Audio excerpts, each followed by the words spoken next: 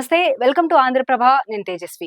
Delhi excise policy కుంభకోణంలో ప్రమేయం ఉన్నట్లు ఆరోపిస్తూ ఈడీ, సిబిఐ అరెస్ట్ చేసిన నేపథ్యంలో BRS ex-MLC Kalvakuntla Kavitha bail కోసం విశ్వ ప్రయత్నాలు చేస్తున్నారు.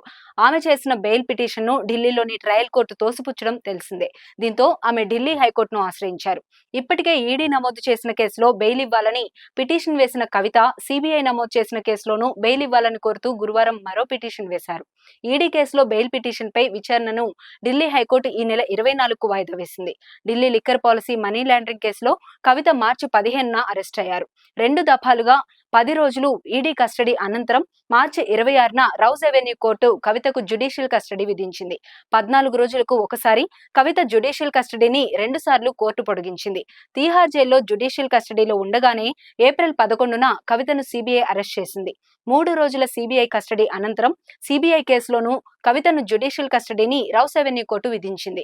సిబిఐ కేసులో కవిత జ్యుడిషియల్ కస్టడీని మే 20 వరకు కోర్టు పొడిగించింది. ప్రస్తుతం ఈడీ కేసులోనూ మే 20 వరకు జ్యుడిషియల్ కస్టడీని ఢిల్లీ కోర్టు పొడిగించింది. లిక్కర్ కేసులో ఈడీ, సిబిఐల అరెస్టులను సవాల్ చేస్తూ బెయిల్ ఇవ్వాలని కవిత దాఖలు చేసిన మధ్యంతర, రెగ్యులర్ బెయిల్ పిటిషన్లు ఇప్పటికే రౌజ్ అవెన్యూ కోర్టు తిరస్కరించింది. అయితే ట్రయల్ కోర్టు తీర్పును హైకోర్టులో కవిత సవాల్ చేసింది. ఢిల్లీ హైకోర్టులో కవిత బెయిల్ పిటిషన్పై మే 24న విచారణ జరగనుంది. మరోవైపు తీహార్ జైల్లో వారానికి 2 సార్లు కవితతో ఆమె భర్త అనిల్ ములాఖత్ అవుతున్నారు.